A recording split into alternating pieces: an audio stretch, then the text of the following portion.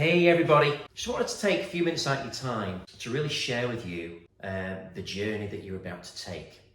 Now, the reason I'm sharing this with you is because you really have got to understand how to make a film that people want to watch. How it's not about your film, it's about what the audience is going to receive. Because once you see that film being shown in a theatre, or people watching it at home, on the sofas and see their reaction to that art that you made, that's the true redemption of your work. Now, a lot of people ask me if I'm qualified, so I'll tell you a little bit about my story and then share with you what happened to me. So when I was 2 years old, my mum left my dad. My dad was a very bad gambler, and he still is, right? He's addicted to it.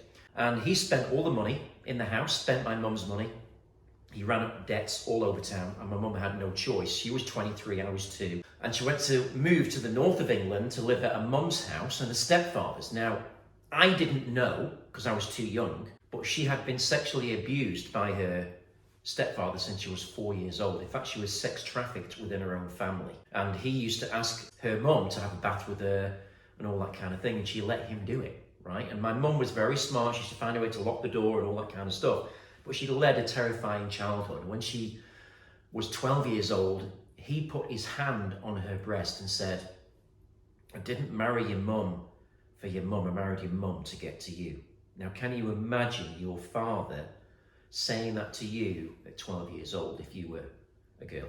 So I've spent a great deal of my life protecting my mum and also looking out for the dangers that there are in society. And a couple of the films that I'm making in the next 12 months are about sex trafficking within families and human trafficking, because it is now a trending subject and it's now finally got attention, and finally there is some redemption legally for the people that are the perpetrators. Now, what's that got to do with me as your mentor, producer, actor, and basically business partner?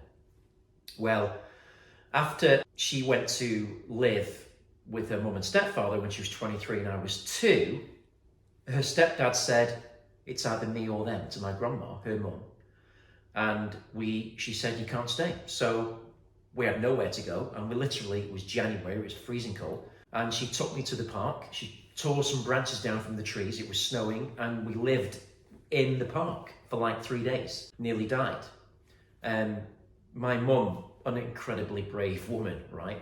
And we got taken in by strangers, and eventually things got better, but we were on and off homeless for